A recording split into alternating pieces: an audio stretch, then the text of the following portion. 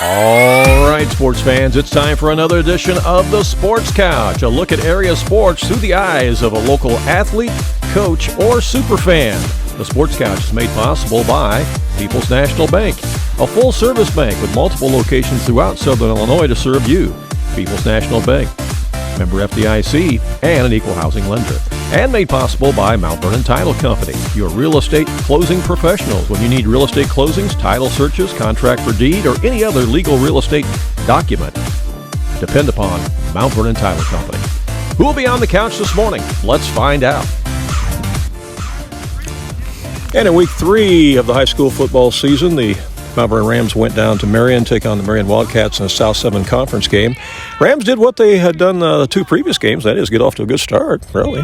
Scoring early, and then a really big second quarter by Marion kind of opened the floodgates, and it was game on, and Marion comes away with a 56-21 victory over the Rams. Big night of passing for their quarterback, Roper, and Rams just couldn't get anything going after that first quarter or so, and it's a tough loss. The Rams dropped to 1-2. Coach Dan Mings is with us, and Coach just gotta find a way to bounce back from that. Yeah, it was bad. It was bad, and like you say, in each game so far, we scored 14 points in the first quarter, and we come out looking pretty solid, and then for whatever reason, we're not doing what we're asked to do, just in a minimal way. That's it. I don't think Marion's going to go through the rest of their schedule unscathed.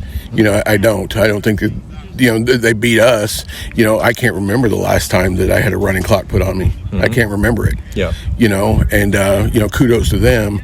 But with the things that we were doing, I didn't recognize hardly any of it on the field, to be honest with you. We've been blocking the right people for, 4 or 5 months now, and all of a sudden we don't block the right people. It had nothing to do with what they were doing. They weren't doing anything crazy, or we just weren't blocking the same people that we always block. So I don't know really what happened, but it was a travesty, and there's no other way to put it. It was probably the most embarrassed I've been since I've been back by far. Well, there are 4 quarters in a football game, and there's a reason for that, because you got to play all 4 quarters. It's not good enough just to play the first quarter. You got to play all 4. Yeah, there's no doubt. And, right now, I just don't know that our football knowledge and understanding is still where it needs to be. It seems like we're still teaching the same things that we've been teaching for 3 years, and they're still not picking it up. So, that has to be on coaches. That has to be on the coaches, because how is that possible? That you get taught the same words and the same movements and the same things for 3 years, and you do it in practice, but on game night you don't do it.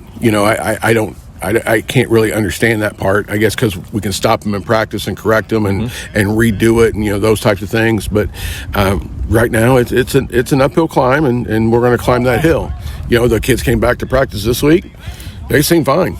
They seem fine. They're out here talking and working, and again, but they've always done that. I've never had a football team at Mount Vernon that didn't come to work for practice ever. And that's why I was sort of shocked with what happened on Friday. Well, you've had 3 games on the road. Now, finally, you come home here to Ken Hunt Stadium. You're going to have 4 home games in a row, and it begins this weekend, this Friday, when you take on Collinsville.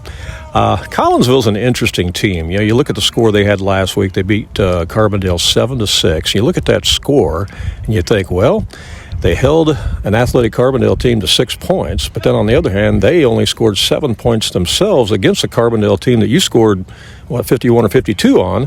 So how do you look at this matchup coming up this weekend with Collinsville? 2 things happened there last week. Carbondale had 2 players ejected out of our football game. Okay. So that limited what they normally do to people. That's one thing. Mm-hmm. The second thing is Collinsville's defense is good, because they held Centralia to like 28 points. I can't remember who they played week 1, but they held them to minimal points, and then they held Carbondale to 1 touchdown. Now, Carbondale was inside the 20 4 different times and didn't attempt a field goal, didn't attempt anything and turn it over on downs 4 times inside the red zone. So I don't know that I understand that, because I've seen Carbondale's kicker, and I know he can kick a 35-yard field goal, but for whatever reason, they chose not to do that. So I think this matchup is going to be strength versus strength, and sort of weakness versus weakness. I think that they're weaker on the offensive side. Their quarterback somehow ended up at East St. Louis. You know, their best player left and went to East St. Louis. I think they lost one of their better linemen to East St. Louis. Then they lost one to O'Fallon. You know, so over there, it's tough to keep hold of kids when, and I'm not saying there's recruiting going on, but there are other viable options that are really close to where you live, you know, that they can go to, and they can, you know, I'm sure Althoff got a couple of them, you know. But so offensively, they're not what I would call struggling. They're really big. You know, they're just trying to find their identity with a young quarterback.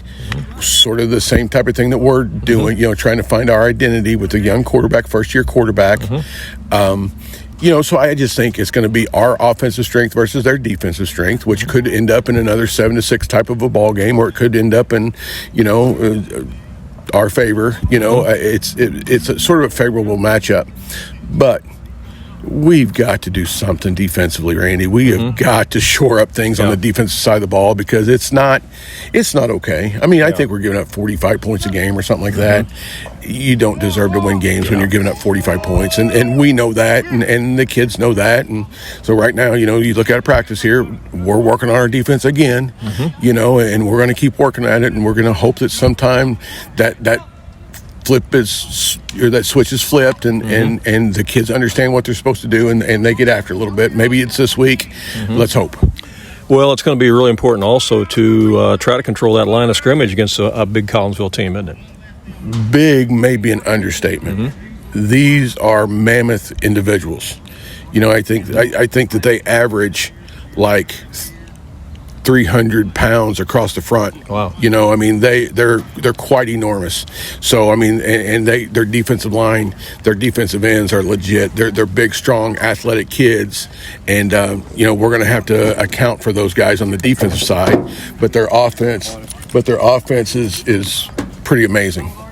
We need to fill this place up at Ken Hunt Stadium this weekend for the Rams home opener here against Collinsville, because playing off your crowd is going to be important to these kids. Well, and I think that this is true for me. Me personally, I felt like last week that I let down 17,000 people that I love and care about. That's what I felt like. That the product that we put out there on the field sort of, well, it was an embarrassment to Mount Vernon and those types of things, and it bothered me personally. I would like everybody to show up and maybe let us redeem ourselves. You know, we've got our diehards that travel with us, and we've always got a good crowd. But at the end of the day, there's nothing like playing here at the Hunt with it full and cowbells and milk jugs and loud noises and music playing. You know, there's nothing like being here at home, and you know, our kids, they deserve a good crowd. Yeah. Matter of fact, they deserve a great crowd. If people knew how many hours that these kids put in and the things that they do, they would show up. If nothing else, just to love on these kids and support the kids, and you know, let them know that they do appreciate at least what our efforts are. Well said, Coach. Again, appreciate the visit, and best of luck at home this weekend against Collinsville. Hey, go Rams. All right, go Rams.